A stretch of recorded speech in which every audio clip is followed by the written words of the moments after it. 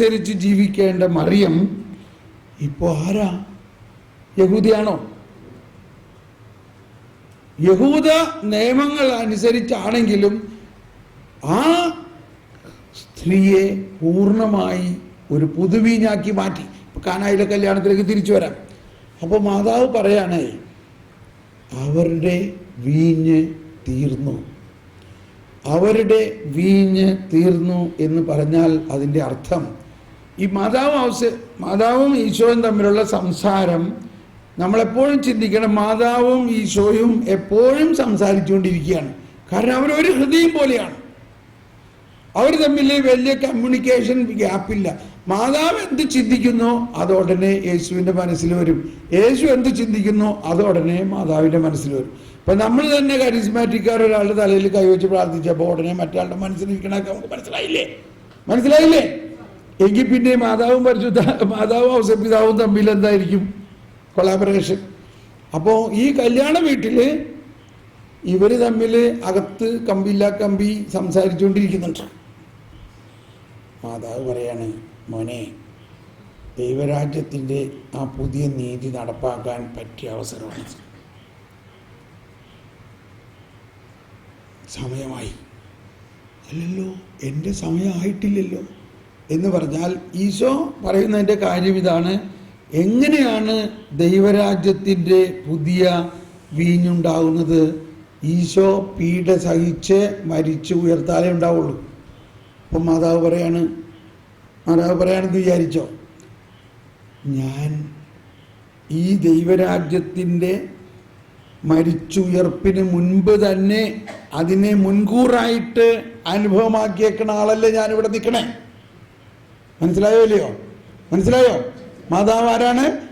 ദൈവരാജ്യത്തിൻ്റെ ഈ പൂർണ്ണമായ അനുഭവം യേശു മരിച്ചുയർത്താലേ ഉണ്ടാവുള്ളൂ. എന്നാൽ ആ മരിച്ചുയർത്താൽ ഉണ്ടാകാൻ പോകുന്ന അനുഭവത്തെ മുൻകൂറായിട്ട് മറിയത്തിൻ്റെ അമ്മ അവളെ ഗർഭിണിയാകുന്ന നിമിഷത്തിൽ അവളിൽ പ്രവർത്തിച്ച് അവൾ അമലോത്ഭവയായി പിറന്നു. ഇതല്ലേ? അങ്ങനെ മാതാവ് പുതിയ വീഞ്ഞായി, പുതിയ സൃഷ്ടിയായി നിൽക്കുകയാണ്. ഇതിൻ്റെ ഒരു അടയാളം മോനൊന്ന് കാണിക്കണം. അങ്ങനെ നമുക്ക് അങ്ങ് തുടങ്ങാം. ഓക്കെ. അപ്പോൾ ഉടനെ ഈശോ അകത്ത് സമ്മതിച്ച കാര്യം അവിടെ മനസ്സിലായി. ഉടനെ മാതാവ് അവരോട് പറയാണ്, അവൻ പറയുന്നത് ചെയ്യുക. ഇതിനൊക്കെ വളരെ മിസ്റ്റോളജിക്കലായിട്ടുള്ള മീനിങ് ആണ്. ഇനി നിങ്ങൾ മോശയും പ്രവാചകന്മാരും പറയുന്നതല്ല നിങ്ങൾ ഇനി മുതൽ ചെയ്യേണ്ടത്.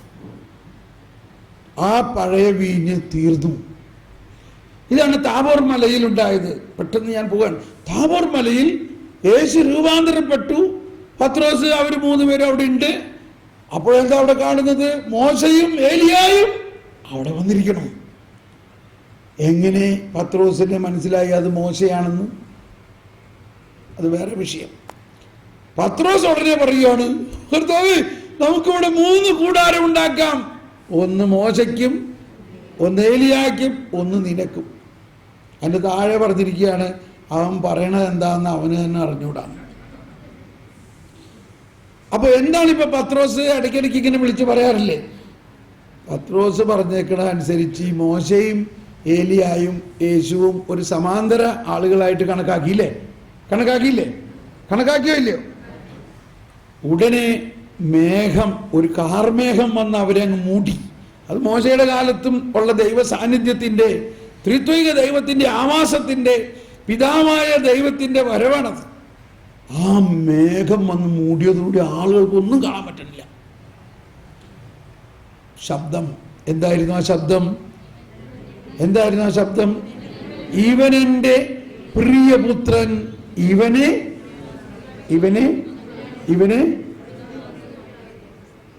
പറയുന്നത് ശ്രവിക്കുവിൻ. ഇപ്പം നമ്മൾ അതിനകത്ത് ഒരു സെൻറ്റൻസ് ഞാൻ ചേർക്കുകയാണ്. ശരിക്കും ചേരുമ്പടി ചേരും. അത് ഇങ്ങനെ പറഞ്ഞെന്ന് വിചാരിച്ചോ, ഇനി മോശയും ഏലിയായും പറയുന്നതല്ല നിങ്ങൾ അനുസരിക്കേണ്ടത്.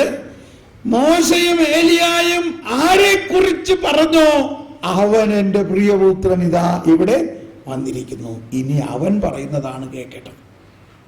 എന്തു പറഞ്ഞു? ശരിയായോ? ചേരുമ്പടി ചേരുന്നുണ്ടോ? ഉണ്ടോ? മോശയും ഏലിയായും ആരെക്കുറിച്ചാണ് പ്രവചിച്ചിരുന്നത്? വരാനിരിക്കുന്ന യേശുവിനെ കുറിച്ച്. അതാണ് ഈ വാഗ്ദത്ത ദേശം. നമ്മൾ വിചാരിച്ചിരുന്നത് മോശേനെ എന്തോ ശിക്ഷിച്ച് വാഗ്ദത്ത ദേശത്തേക്ക് കൊണ്ടുപോയില്ല എന്നാണ്. ഈ വാഗ്ദത്ത ദേശം എന്ന് പറയുന്നത് ആ മൗണ്ട് നിബോയിന്റെ മുകളിൽ, നിബോ പർവ്വതത്തിന്റെ മുകളിൽ വെച്ച് ജോഷുവയെ വിളിച്ച് കാണിച്ചു കൊടുത്തു വെച്ച് അങ്ങ് കാണുന്നുണ്ടല്ലോ, അതാണ് ആ ദേശം, ആ കാനാൻ ദേശം. നീയാണ് അവിടേക്ക് ആൾക്കാരെ കൊണ്ടുപോകേണ്ടത്. അവിടെ തേനും പാലും ഒഴുകണ ദേശമാണ്. എന്നിട്ട് അവരവിടെ എന്ത് തേനും പാലാ കുടിച്ചതായിട്ട് കാണണേ? അപ്പോ ഈ അങ്ങ് ദൂരെ കാണുന്നു എന്ന് പറയുന്നതിനെ ഒരു മിസ്റ്റിക്കലായിട്ട് ഒരു ആത്മീയമായിട്ട് എടുക്കണം. മോശ യേശുവിൻ്റെ ഒരു പ്രീഫിഗറേഷനാണ്. വരാനിരിക്കുന്ന യേശുവിൻ്റെ പ്രീഫിഗറേഷനാണ് മോശ.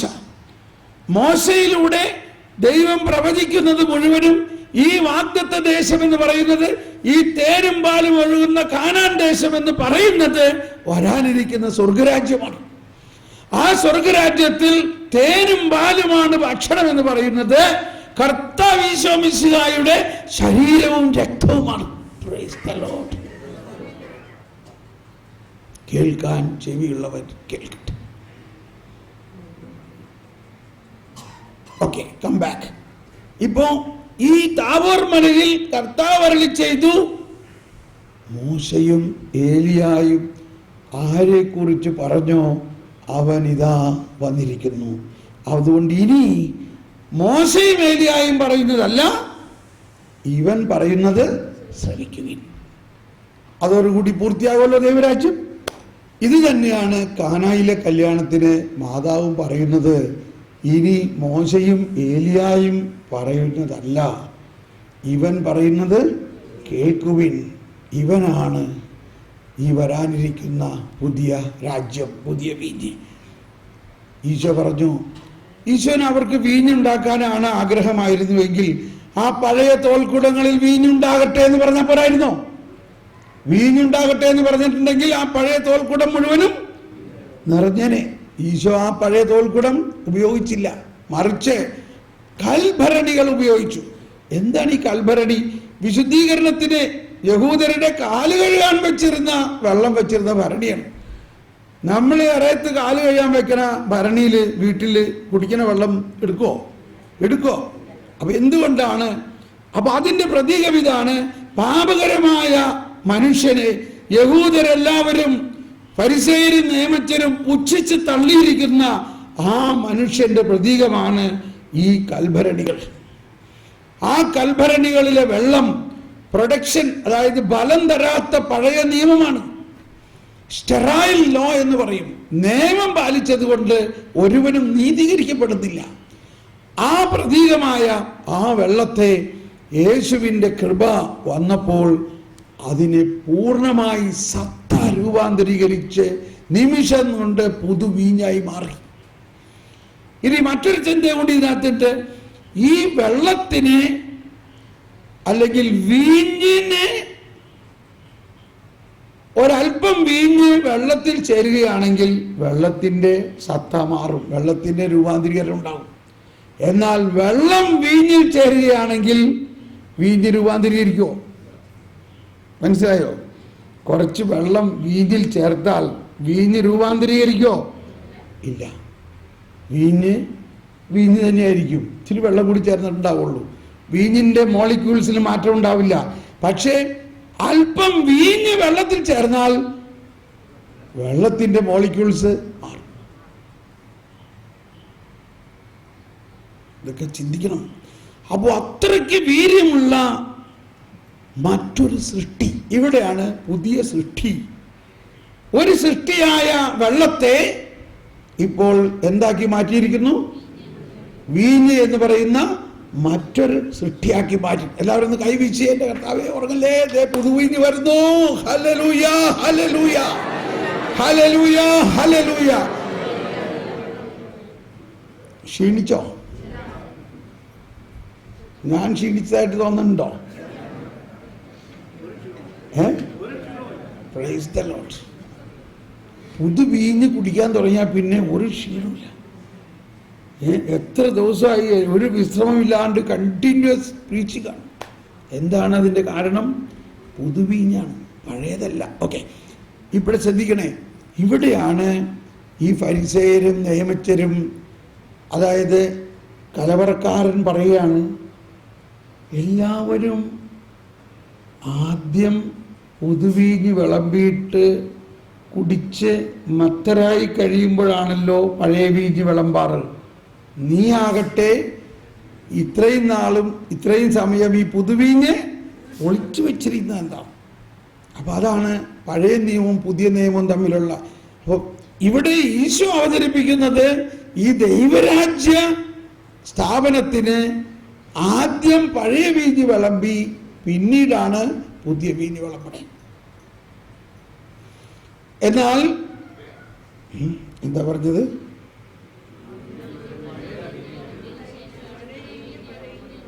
അല്ലല്ല, അതായത് മാറിപ്പോയി. ദൈവരാജ്യത്തിൽ ആദ്യം പുതുവീഞ്ഞ് വിളമ്പും. അതാണ് ഈശോ പറഞ്ഞത്. പുതുവീഞ്ഞ് കിട്ടിക്കഴിഞ്ഞാൽ പഴയ തോൽക്കുടം മാറ്റിയാൽ മാത്രമേ പുതിയ തോൽക്കുടത്തിലെ പുതുവീഞ്ഞ് നിറയ്ക്കാൻ പറ്റുള്ളൂ. ഈ മനുഷ്യൻ ഓരോരുത്തരും പുതിയ തോൽക്കുടമായിട്ട് മാറിയാൽ മാത്രമേ ഈ പുതുവീഞ്ഞ് നിറയാൻ പറ്റുള്ളൂ. അതാണ് യോഹന്നാന്റെ സുവിശേഷത്തിലെ 1, 2, 3, 4, 5, 6, 7, 8, 9, 10, 11, 12, 13 വരെയുള്ള അധ്യായത്തിന്റെ പ്രധാന രഹസ്യം. 1-ാം അധ്യായത്തിൽ എന്താ പറഞ്ഞിരിക്കുന്നത്? അവനെ വിശ്വസിച്ചവരും അവനെ സ്വീകരിച്ചവരും ആരായി മാറി? ദൈവമക്കളായി മാറി. അവർ പുതുവീഞ്ഞായോ? അതായത് പുതിയ സൃഷ്ടിയായോ? പുതുവീഞ്ഞായോ? എന്താണ് അവര് സംഭവിച്ചത്? അവനിൽ വിശ്വസിക്കുക. ഒറ്റ കാര്യം, അവനെ സ്വീകരിക്കുക. ആരെ? കർത്താവ് ക്ഷമിച്ച. അവർ ജനിച്ചത് ജഡരക്തങ്ങളിൽ നിന്നല്ല, ദൈവത്തിൽ നിന്നത്രേ. ഇതാണ് നമ്മൾ ആദ്യകാലങ്ങളിൽ പ്രഘോഷിച്ചിരുന്നു. കരിസ്മാറ്റിക് നവീകരണം എന്ന് പറഞ്ഞാൽ ഒരു പുതിയ സൃഷ്ടി ആകുന്നതാണ്. അങ്ങനെ ആ പുതിയ സൃഷ്ടി ആകുമ്പോൾ പിന്നെ ആന്തരിക സൗഖ്യം വേണ്ട. എന്താ ആന്തരിക സൗഖ്യം വേണ്ടാത്ത? ഈ പുതിയ സൃഷ്ടിയായി കഴിഞ്ഞാൽ പിന്നെ എന്താ വേണ്ട? ഈ ആളുടെ പഴയ സൃഷ്ടി പൂർണ്ണമായിട്ട് രൂപാന്തരീകരിക്കപ്പെട്ട് കഴിഞ്ഞാൽ ആന്തരിക സൗഖ്യം താനെ കിട്ടിയോ ഇല്ലയോ? പിന്നെ ഡെലിവറൻസ് വേണ്ട, ബന്ധനം വേണ്ട. കാരണം ആ വ്യക്തി ഇപ്പൊ ആരാണ്? പുതിയ സൃഷ്ടിയാണ്. അതാണ് യോഹന്നാന്റെ സുവിശേഷത്തിന്റെ പ്രത്യേകത. കണ്ടോ? 1-ാം അധ്യായം പുതിയ സൃഷ്ടി. ഈ 1-ാം അധ്യായത്തിന്റെ അവസാന ഭാഗങ്ങളിൽ നോക്കി, സ്നാപയോഹന്നാന്റെ ശിഷ്യന്മാരായിരുന്ന യോഹന്നാനും അന്ത്രയോസും എല്ലാ ദിവസവും സ്നാപകൻ ഇവർക്ക് കാറ്റഗിസം കൊടുത്തുകൊണ്ടിരിക്കുകയാണ്. ഇങ്ങനെ വരാനിരിക്കുന്നവൻ വരാറായിട്ടുണ്ട്, അവൻ വരും. ഒരു ദിവസം പറഞ്ഞ്, അവൻ എപ്പോഴാ വരണേ? അവനെ ഞങ്ങളുമായിട്ടൊന്ന് പരിചയപ്പെടുത്തുമോ? പിന്നെന്താ? പിറ്റേ ദിവസം കാണിച്ചു കൊടുത്ത്, അതാണ് ലോകത്തിന്റെ പാപം നീക്കുന്ന ദൈവത്തിന്റെ കുഞ്ഞാട്.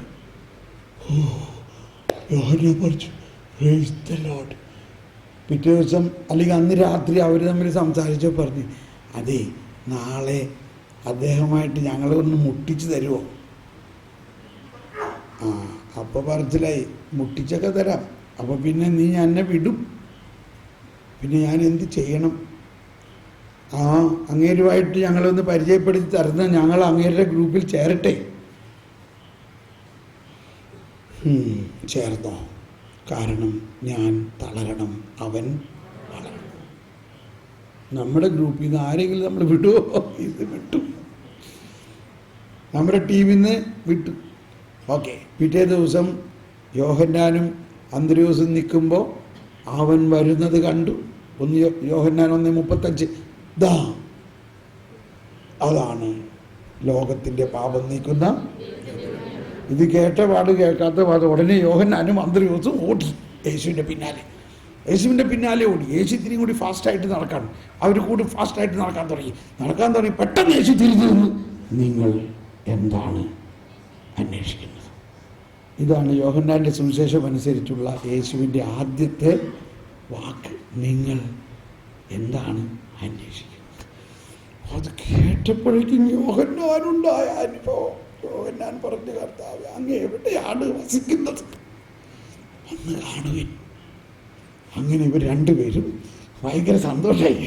യേശു വരാൻ പറഞ്ഞേക്കാണ്, കൂടെ വരാൻ പറഞ്ഞേക്കാണ്. അവിടെ വന്നു, കണ്ടു. എന്താ കണ്ടേ? വസിക്കണ കണ്ടു എന്ന് പറഞ്ഞു. മനുഷ്യപുത്രന് തലചാക്കാൻ ഇടമില്ല എന്ന് കേട്ടു. അപ്പൊ എന്താ കണ്ടത്? കണ്ടു എന്ന് പറഞ്ഞാൽ അവരുടെ ആത്മാവ് തമ്മിൽ അങ്ങ് ഒന്നായി. യോഹന്നാൻ പിന്നെ അവിടെ നിന്ന് വിടണ പ്രശ്നമില്ല. യോഹന്നാൻ അവിടെ നിന്ന് മാറണില്ല. അവിടെ നിന്ന് അതാണ് ഒരു കോണ്ടംപ്ലേറ്റീവ്, ഒരു ലയനം. എന്നാൽ അന്ത്രയോസിന് അവിടെ ഇരിക്കാനും പറ്റണില്ല. ഇതാണ് രണ്ട് സ്പിരിച്വാലിറ്റി. യോഹന്നാൻ ആ ദൈവസ്നേഹത്തിൻ്റെ ആർജവത്വം കൊണ്ട് നിറഞ്ഞിട്ട് ഈശോൻ്റെ കൂടെ അങ്ങ് ഒട്ടിയിരുന്നു. യോഹന്നാനും ദൈവസ്നേഹത്തിൻ്റെ ആർജവത്വം കൊണ്ട് നിറഞ്ഞിട്ട് ഇതുടനെ എൻ്റെ സഹോദരന്മാരോട് പോയി പറയണം. അവനവിടെ ഇരിക്കാൻ പറ്റണില്ല. യോഹന്നാനല്ല, യോഹന്നാൻ രണ്ടാമത് പറഞ്ഞത് അന്ത്രയോസ്. അന്ത്രയോസ് അവിടെ നിന്ന്, കാരണം കണ്ടിരിക്കുന്നു, ഇദ്ദേഹത്തെയാണ് ഇവിടെ ആൾക്കാരൊക്കെ കാണാനായിട്ട് അന്വേഷിച്ച് നടക്കണേ. രക്ഷകൻ വരും, മിശിഹ വരും എന്നൊക്കെ അറിയാം. ആർക്കും അറിഞ്ഞൂടാ ആരാണ്. അങ്ങനെ ഇവിടെയൊക്കെ ഇവിടെ ഉണ്ടെന്നറിയാം, ആരാണെന്ന് അറിഞ്ഞൂടാ. അന്ത്രയോസ് ഉടനെ ഓടാണ്, ഓടി ഓടി ഓടി ചെന്നിട്ട് കടപ്പുറത്ത് ചെന്നിട്ട്, പത്രോസേ, ശിമയോൻ, ഞങ്ങൾ മിശിഹായെ കണ്ടിരിക്കുന്നു. പത്രോസിലോ ശിമയോൻ ഉടനെ വല്ലമൊക്കെ വിട്ടുകൊണ്ടോടി. എവിടെ കണ്ടു? ആരാണത്? അവിടെ ഇവർ രണ്ടുപേരും കൂടി ഉടനെ തിരിഞ്ഞൊരോട്ടം ഓടി ഓടി വന്നു. ഓ, ഇതാണല്ലേ മിശിഹ.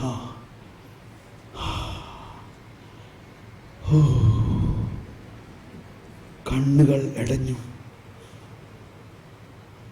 നീ പാറയാകുന്നു, നീ ഇനിമേൽ കേഫാസ് എന്ന് വിളിക്കപ്പെടും.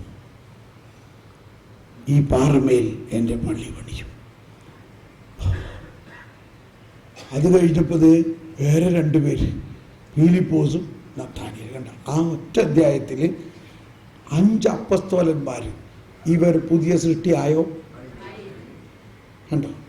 അതാണ് അവരുടെ പാപത്തിൻ്റെ കണക്ക് നോക്കിയോ? നമ്മൾ ലൂക്കായുടെ സുവിശേഷം അനുസരിച്ച് പത്രോസിൻ്റെ വലിയ മീൻപിടുത്തം കഴിഞ്ഞ ഉടനെ പത്രോസ് പറഞ്ഞെന്താ, കർത്താവേ, നീ എന്നെ വിട്ടു പോ, ഞാനൊരു മഹാപാപിയാണ്. ഈശോ എന്ത് പറഞ്ഞു?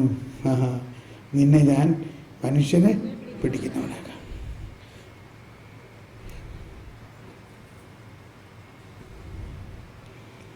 ഒന്നാം അധ്യായം. അപ്പോൾ ഒന്നാം അധ്യായം മുഴുവൻ എന്താണ് തീം? ഈ വെള്ളം വീഞ്ഞാക്കി തന്നെയല്ലേ. ഇപ്പോൾ ഇവരെല്ലാവരും ആകുന്ന വെള്ളം വീഞ്ഞായി പുതിയ സൃഷ്ടിയായോ?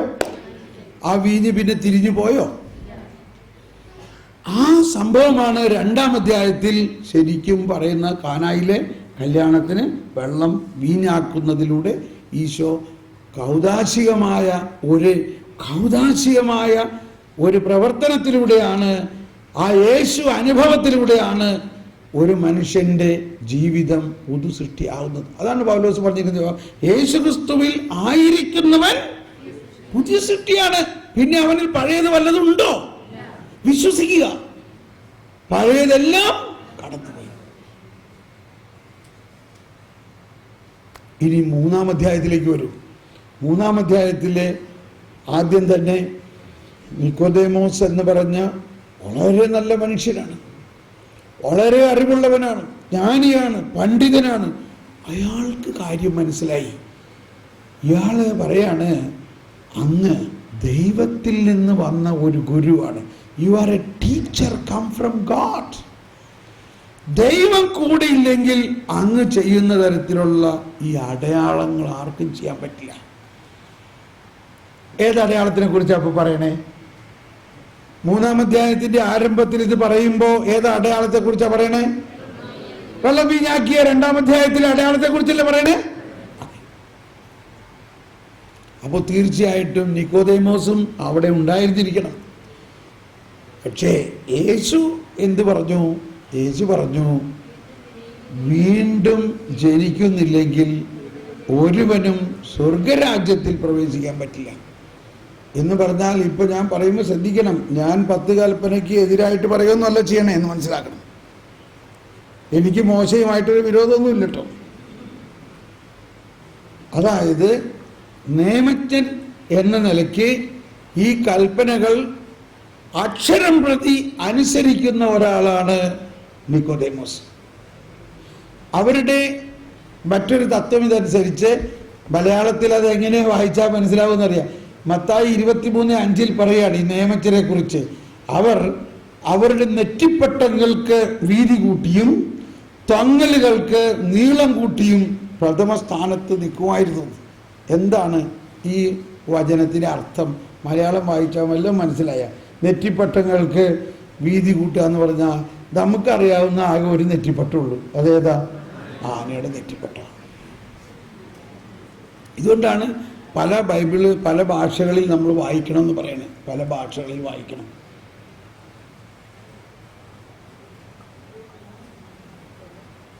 ഓക്കെ, അതിൻ്റെ അർത്ഥം ഇതാണ്. ഈ നിയമജ്ഞരുടെ തലയിൽ ഏതാണ്ട് ഇതിനേക്കാൾ കുറച്ചുകൂടി കനമുള്ള ഒരു സാധനം കെട്ടിവെക്കും. അതിനെ പറയണത് ഇംഗ്ലീഷിൽ ഫിലാക്ടറിസ് എന്നാണ് പറയണത്. ഫിലാക്ടറിസ്, PHIL, ഫിലാക്ടറിസ്. They have broadened their phylacteries. അവരപ്പോൾ ഇത് കെട്ടിയിട്ട് ഇങ്ങനെ ഞെളിഞ്ഞ് നടക്കും. കാരണം ഇതിൻ്റെ അകത്ത് 10 പ്രമാണങ്ങളും എഴുതി വെച്ചിട്ടുണ്ട്.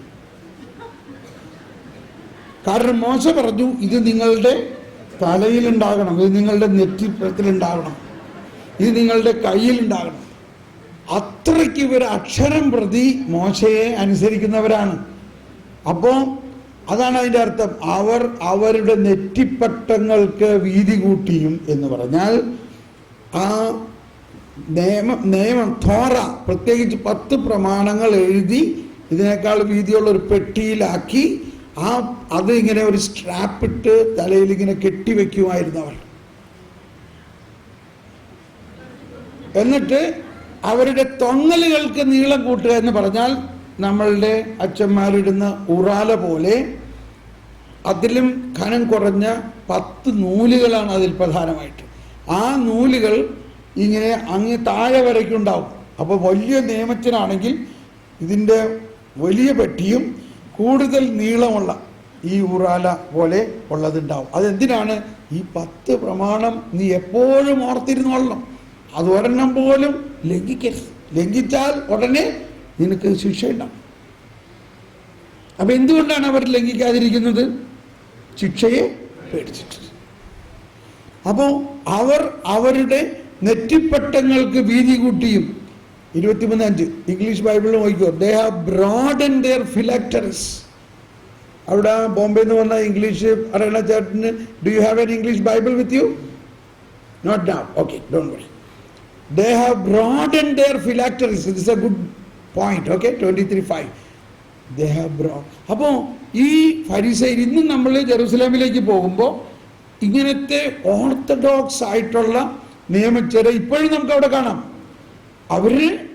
അവരുടെ ശൈലി, ഈ നെറ്റിപ്പട്ടങ്ങൾക്ക് വീതി കൂട്ടി പൂണൂല് പോലെ കുറേ നൂല് അവരുടെ അകത്ത് ഇങ്ങനെ ഉണ്ടാവും. ഞാൻ 2 മാസം മുമ്പ് അമേരിക്കയിൽ നിന്ന് റഷ്യ വഴിക്ക് ജർമ്മനിയിലേക്ക് വരികയാണ്. എനിക്ക് ഭയങ്കര ഫാസിനേഷനായിരുന്നു. റഷ്യയിലൊന്ന് കാലുകുത്തി പ്രാർത്ഥിക്കാനോ എന്ന് തേച്ചുകൊണ്ടാണ്. കുറേ ദൂരം ഉണ്ട്, എങ്കിലും റഷ്യ വഴി ഞാൻ വന്നു. എന്നെ അതിന് കൂടുതൽ ഫാസിനേറ്റ് ചെയ്തത് ഈ പ്ലെയിനിൽ അധികവും റഷ്യൻ ജ്യൂസ് ആയിരുന്നു, യഹൂദർ. അവർ നമ്മുടെയൊക്കെ മാതിരി ഡ്രസ്സ് ഇട്ടേക്കണമെങ്കിലും ഈ പാൻറ്റിൻ്റെ ഈ ബെൽറ്റിൻ്റെ ഇവിടെ നിന്ന് ഈ നൂലുകളാണ് ഇങ്ങനെ കിടക്കുന്നത്. അപ്പോൾ എനിക്ക് മനസ്സിലായി ഇതാണ് അവരുടെ തൊങ്ങലുകൾക്ക് നീളം കൂട്ടി. അപ്പോൾ ഈ തൊങ്ങലുകൾ ഇങ്ങനെ നീളം കൂട്ടി ഇങ്ങനെ കിടക്കണ കാണാം. എനിക്ക് അവരോടൊന്നും സംസാരിക്കാൻ പറ്റില്ല. അടുത്ത പ്രാവശ്യം സംസാരിക്കണം അവരോട് സംസാരിക്കണം. എനിക്ക് അവർ വലിയ ഇഷ്ടമാണ്. വാസ്തവത്തിൽ അവരുടെ കണിശത നമ്മൾ എടുക്കേണ്ട കാര്യം. അവർ ഈ പ്രാർത്ഥനയുടെയും ഇതിൻ്റെ ഒരു കണിശത എടുക്കുക എന്ന് പറഞ്ഞു കഴിഞ്ഞാൽ അതിനോട് അവർ കാണിക്കുന്ന ആ ഒരു തീഷ്ണത. അതാണ് പൗലോസ് പറഞ്ഞത്. അവർക്ക് ദൈവത്തെക്കുറിച്ച് വലിയ തീഷ്ണതയാണ്. അതാണ് നമ്മൾ ആ ഗീതത്തിൽ പറഞ്ഞേക്കണേ, സൗൽ എന്ന യൂതൻ, അല്ല തീഷ്ണത എന്നൊരു വാക്ക് അതിനകത്ത് പറഞ്ഞിട്ടുണ്ട്. ഓക്കെ, പറട്ടെ. അപ്പം നമ്മളിവിടെ മനസ്സിലാക്കേണ്ടത് ഈ 3-ാം അധ്യായത്തിൽ ഈ നിക്കോദേമോസ് എന്താണ്, നിയമം മുഴുവനും അറിയാവുന്ന ആള് മാത്രമല്ല, നിയമം ഇസ്രായേലിൻ്റെ വലിയ ഗുരുവാണ്, പ്രബോധകനാണ്. അതുകൊണ്ട് നിയമം അക്ഷരം പ്രതി പാലിക്കുന്നവനാണ്. ഇവിടെ നമ്മൾ മനസ്സിലാക്കണം, ശ്രദ്ധിക്കണേ, ഒന്ന് കൈവീശി കാണിച്ച്, ഇത് ഞാൻ അഡ്വാൻസ് ആയിട്ട് പറയാണ്. ഇവിടെ 3-ാം അധ്യായത്തിൽ നിക്കോദേമോസ് ആണെങ്കിൽ അതിന് പാരലായിട്ട് 4-ാം അധ്യായത്തിൽ സമരിയാക്കാരിയാണ്. സമരിയാക്കാരി യേശുവിനെ കാണുന്നു. 3-ാം അധ്യായത്തിൽ നിക്കോദേമോസ് യേശുവിനെ കാണുന്നു. ഇത് തമ്മിലുള്ള ആ വ്യത്യാസം നോക്കിക്കോ. നിക്കോദേമോസ് കൃത്യമായി നിയമം പാലിക്കുന്ന നിയമജ്ഞൻ. പക്ഷെ ഈശോ പറയാണ്, അതുകൊണ്ടൊന്നും ദൈവരാജ്യത്തിൽ പ്രവേശിക്കില്ല. എങ്ങനെയാണെങ്കിൽ മാത്രമേ ദൈവരാജ്യത്തിൽ പ്രവേശിക്കുള്ളൂ? വീണ്ടും ജനിച്ച് ഒരു പുതിയ സൃഷ്ടിയാണ്. പക്ഷെ ഇത് പറഞ്ഞിട്ട് നിക്കോദേമോസിന് ഒന്നും മനസ്സിലായില്ല. അതെങ്ങനെയാണ് ഈ വയസ്സായ ആള് വീണ്ടും ജനിക്കുന്നത്? അവൻ അമ്മയുടെ ഗർഭത്തിൽ പ്രവേശിക്കണം. അപ്പൊ ഈശോ വീണ്ടും പറഞ്ഞു, ജലത്താലും ആത്മാവിനാലും. അതാണ് യേശുവിലൂടെ സംസ്ഥാപിതമാകാൻ പോകുന്ന ദൈവരാജ്യത്തിൻ്റെ പ്രത്യേകത. യേശുവിൻ്റെ വചനത്താലും, അതാണ് ജലം, പരിശുദ്ധാത്മാവിനാലും. അപ്പൊ ജലവും വചനവും പരിശുദ്ധാത്മാവും എവിടെ ഒന്നിച്ചു ചേരുന്നോ അവിടെ പുതിയ സൃഷ്ടി. മാതാവിൻ്റെ ഗർഭത്തിൽ വചനവും പരിശുദ്ധാത്മാവും ഒന്നിച്ചു ചേർന്നപ്പോൾ മാതാവ് പുതിയ സൃഷ്ടിയായി മാറി, അല്ലെങ്കിൽ മാതാവിൽ ഈശോ തന്നെ ഉരുവായി. അപ്പൊ ഇതുപോലെ തന്നെ നമ്മൾ ഓരോരുത്തരിലും ഈ അവതരിക്കപ്പെട്ട വചനം, അതാണ് ക്രിസ്തു കുർബാനയും മുഴുവനും ഈ വചനമാണ്. അവതരിക്കപ്പെട്ട വചനം, മനുഷ്യനാക്കപ്പെട്ട വചനം നമ്മളിലേക്ക് ലയിച്ചു ചേരുകയും പരിശുദ്ധാത്മാവ് നമ്മളിൽ പ്രവർത്തിക്കുകയും ചെയ്യുമ്പോൾ നമ്മൾ വിശ്വസിക്കണം, അതിലൂടെയാണ് നമ്മൾ പുതിയ സൃഷ്ടിയാവുന്നത്. അപ്പൊ ആദ്യകാലങ്ങളിലെല്ലാം നമ്മൾ പുതിയ സൃഷ്ടിയാകാൻ നോക്കിയിരുന്നത് നമ്മുടെ പാപത്തെ ഒന്ന് നന്നായിട്ട് കുമ്പസാരിച്ചു കഴിഞ്ഞാൽ പുതിയ സൃഷ്ടിയാവുന്നതാണ്.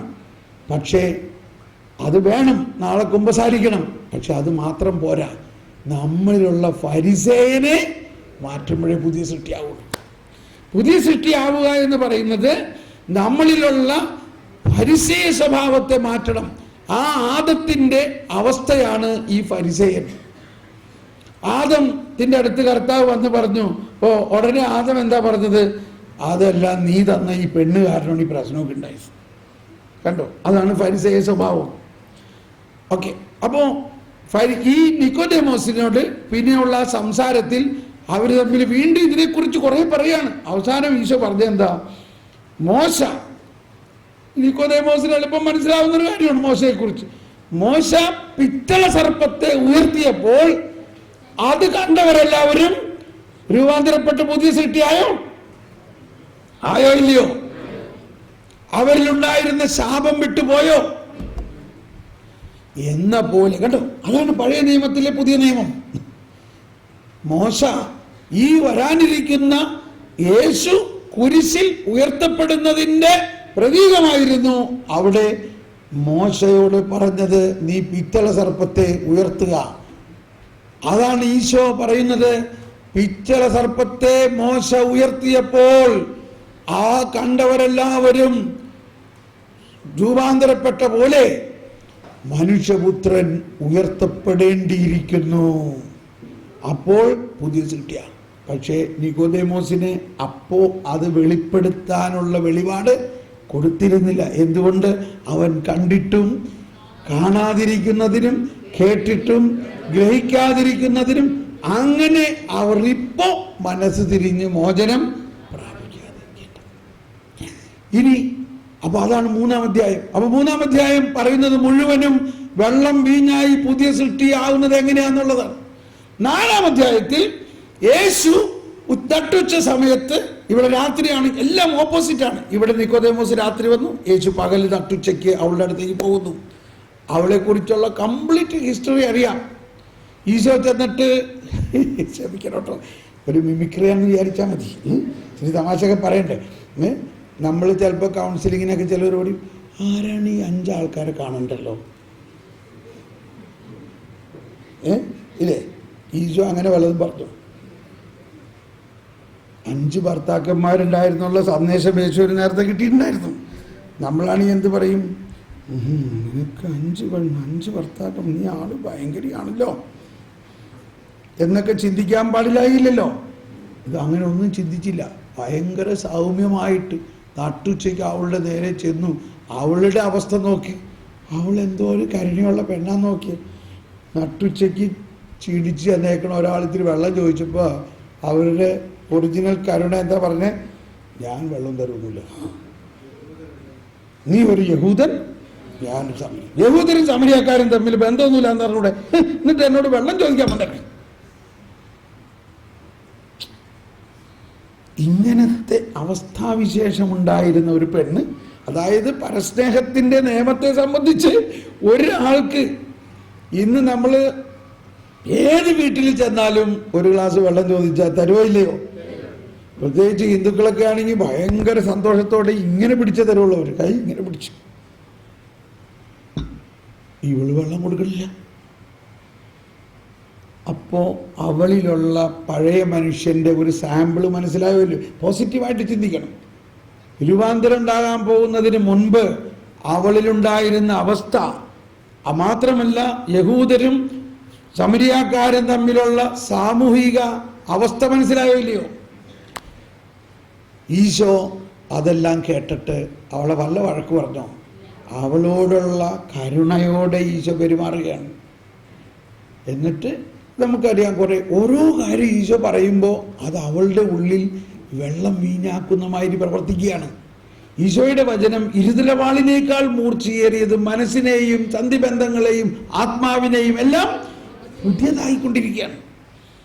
കുറച്ച് കഴിഞ്ഞപ്പോൾ അവൾ പറയാണ്, ആദ്യം ഈ ഒരു യഹൂദൻ ഞാനൊരു സമരിയാക്കാരി എന്നൊക്കെ പറഞ്ഞ അടുത്ത സെൻറ്റൻസ് രണ്ടാമത്തെ ഈശോ പറഞ്ഞു കഴിഞ്ഞപ്പോൾ അവൾ പറയാണ്, പ്രഭു, കണ്ടോ, പ്രഭു അങ്ങ് എങ്ങനെ വെള്ളം തരും? അങ്ങയുടെ കയ്യിൽ പാളയുമില്ല, കയറുമില്ല. അത് കഴിഞ്ഞപ്പോൾ ഈശോ വീണ്ടും പറഞ്ഞു, ഈ വെള്ളം നീ കുടിക്കുകയാണെങ്കിൽ നിനക്ക് വീണ്ടും ദാഹിക്കും. ഞാൻ തരുന്ന വെള്ളം കുടിക്കുകയാണെങ്കിൽ നിനക്ക് അങ്ങ് ഞങ്ങളുടെ പിതാവായ യാക്കോബിനേക്കാളും വലിയ ആളാണോ? ഉടനെ അവൾ ഈ പഴയ നിയമത്തിലേക്ക് പോകേണ്ട ആവശ്യം. അപ്പോൾ അവളുടെ ആത്മാവിനെ എലിവേറ്റ് ചെയ്യാണ്. അവളുടെ ആത്മാവിലേക്ക് ആ വചനം എലിവേറ്റ് ചെയ്യാണ്. അപ്പോൾ അവൾ പറയാണ്, എന്നാൽ ആ വെള്ളം എനിക്ക് തായോ? അപ്പോൾ അവൾ പോസിറ്റീവായപ്പോൾ ഇപ്പം കുറച്ച് മുമ്പ് തന്നെ അവൾ പറഞ്ഞതാണ്, യഹൂദനും സമരിയാക്കാരും തമ്മിൽ വെള്ളമൊന്നും കുടിക്കാറില്ല എന്ന് പറഞ്ഞ അവളിൽ മാറ്റം ഉണ്ടായോ? കണ്ടോ എന്താ മാറ്റം? ഈശോ ഒരു വെള്ളം തരുമെന്ന് പറയണം. ഇവിടെ വെള്ളമൊന്നും ആരും കാണുന്നില്ല. പക്ഷേ അവൾ പറയാണ്, എന്നാൽ ആ വെള്ളം എനിക്ക് താ. അല്പം മുമ്പ് പറഞ്ഞാൽ യഹൂദരും സമരിയാക്കാരും തമ്മിൽ യാതൊരു ബന്ധമില്ല എന്ന് പറഞ്ഞ അവളിപ്പോൾ തയ്യാറായിരിക്കണം. അവളിൽ മാറ്റമുണ്ടായോ? അപ്പോൾ ഈശോ പറയാണ്, തരാം, നീ നിന്റെ ഭർത്താവിനെ ഒന്ന് കൂട്ടിക്കൊണ്ടുപോയാ. എനിക്ക് ഭർത്താവൊന്നുമില്ല. നിനക്ക് ഭർത്താവില്ല എന്ന് നീ പറഞ്ഞത് ശരിയാണ്. നിനക്ക് 5 ആരുണ്ടായിരുന്നു?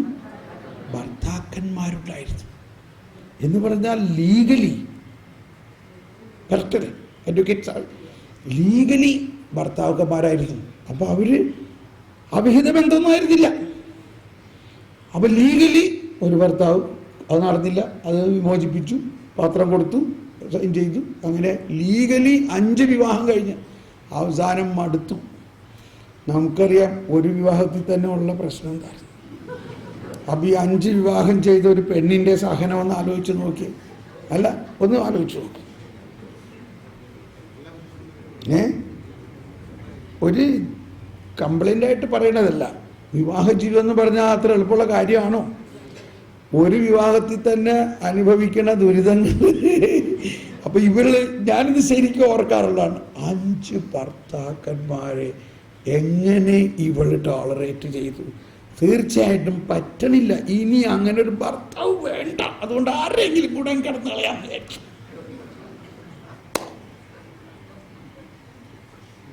ഇപ്പോ അവള് എത്ര പ്രമാണങ്ങളാ ലംഘിച്ചിരിക്കണേ പറയും. ഇവിടെ ഇപ്പൊ അവള് കുടിക്കാൻ വെള്ളം കൊടുക്കുന്നില്ല.